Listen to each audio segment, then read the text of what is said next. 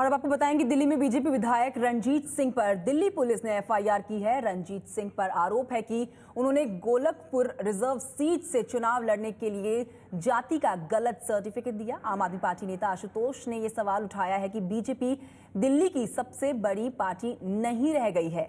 LG BJP को नहीं बुला सकते क्योंकि रणजीत सिंह की सदस्यता कभी भी जा सकती है।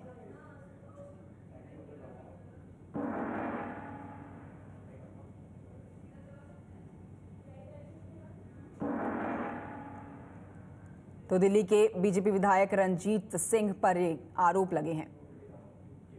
गोकुलपुरी से बीजेपी के एमएलए रणजीत सिंह के खिलाफ एफआईआर दर्ज हुई है और आम आदमी पार्टी चाहती है कि उसे जल्दी से जल्दी हटाया जाए।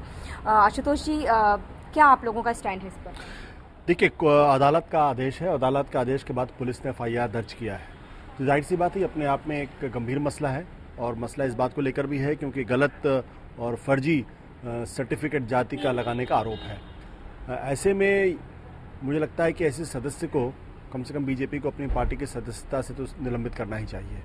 लेकिन एक जो नंबर्स का मसला आ रहा है जिस पर आप लोग चाह रहे हैं कि उनका नंबर कम हो जाए ताकि वो सिंगल लार्जेस्ट पार्टी ना रहे। सवाल नंबर्स का नहीं है। सवाल इस बात को लेकर अपने आप में एक मॉरल इशू है, नैतिक इशू है और चुनाव को लेकर इशू है। अगर चुनाव के अंदर कोई आदमी जाति का गलत प्रमाण पत्र देता है, कोर्ट उस पर आदेश देता है और पुलिस उस पर एफआईआर दर्ज करती है, तो सिर्फ ये नंबर का मसला नहीं है। अब ये इत्तेफाक की बात है कि उनके पास 28 विधायक हैं। अगर इस विधायक की सदस्यता रद्द होती है या सस्पेंड होती है तो जाहिर सी बात है उनकी संख्या कम हो जाएगी और वैसे में वो सिंगल लार्जेस्ट पार्टी नहीं रहेंगे, क्योंकि आम आदमी पार्टी की भी जो विधायकों की सदस्यता है वो 27 है, तो 27-27 दोनों हो जाएंगे। तो ये महज इत्तेफाक की बात है, लेकिन उससे बड़ा ये अपने आप में एक नैतिक इशू है और अपने आप में एक ऐसा पहलू है जो भारत की राजनीति से बहुत गहरे से जुड़ा हुआ है कि कोई आदमी अपनी जाति का गलत प्रमाण पत्र जारी करके या लगा के कैसे चुनाव लड़ सकता है। लेकिन आप लोग जिस तरह से चाह रहे हैं कि बीजेपी को, एलजी ने जिस तरह से प्रेसिडेंट को लेटर लिखा,